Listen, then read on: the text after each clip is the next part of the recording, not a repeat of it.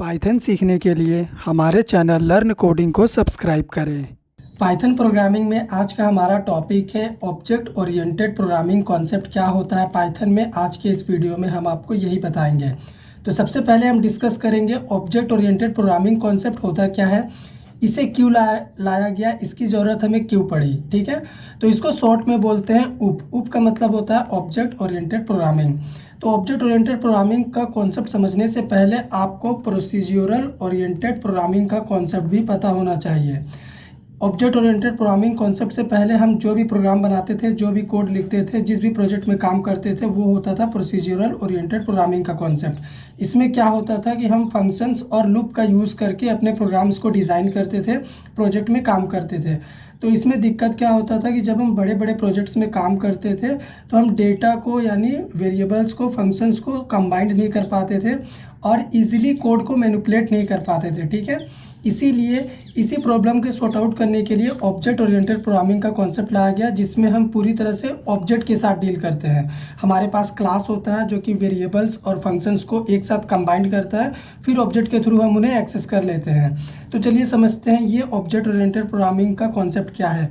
ये एक अप्रोच है, ठीक है, क्लास और ऑब्जेक्ट से डील करने के लिए, यानी पूरी तरह से क्लास और ऑब्जेक्ट पे ये बेस्ड होता है ऑब्जेक्ट ओरिएंटेड प्रोग्रामिंग का कॉन्सेप्ट, जिसमें हम क्लास भी डिफाइन करते हैं, हमारे पास ऑब्जेक्ट्स भी होता है। ठीक है, सिंपल लैंग्वेज में अगर मैं कहूँ तो ये एक तरह का मेथड है जो कि रियल वर्ल्ड एंटिटी को रिप्रेजेंट करता है प्रोग्रामिंग लैंग्वेज में। अगर आपको प्रोग्रामिंग लैंग्वेज में कुछ रियल वर्ल्ड चीज़ें शो करनी है तो आपको ऑब्जेक्ट का ज़रूरत पड़ेगा और ऑब्जेक्ट ही होता है रियल वर्ल्ड एंटिटी। ठीक है, तो ऑब्जेक्ट ओरिएंटेड प्रोग्रामिंग कॉन्सेप्ट लाने का सिंपल सा रीज़न था ताकि हम डेटा को यानी वेरिएबल्स को और फंक्शंस को एक साथ कंबाइंड कर सके और बड़े बड़े प्रोजेक्ट्स में कोड को ईजिली मैनिपुलेट करके काम कर सकें। ठीक है, यही मेन पर्पस था ऑब्जेक्ट ओरिएंटेड प्रोग्रामिंग के कॉन्सेप्ट को लाने का।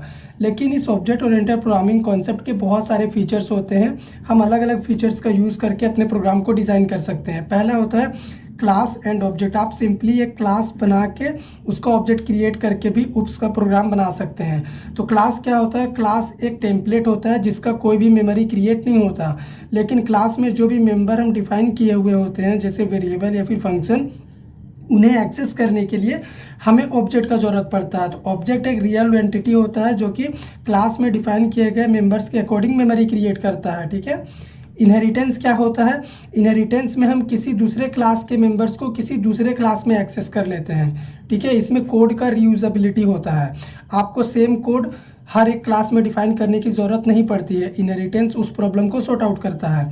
पॉलीमॉर्फिज्म में एक ही ऑब्जेक्ट का आप अलग अलग बिहेवियर शो कर सकते हैं, है ना। आप चाहें तो एक ही क्लास का मल्टीपल ऑब्जेक्ट्स क्रिएट कर सकते हैं और अलग अलग टास्क परफॉर्म कर सकते हैं हर एक ऑब्जेक्ट के साथ। इनकैप्सुलेशन में क्या होता है, डेटा और यानी वेरिएबल्स और फंक्शंस को हम एक सिंगल यूनिट में बाइंड करके रखते हैं, जैसे क्लास बेस्ड एग्जांपल होता है इनकैप्सुलेशन का।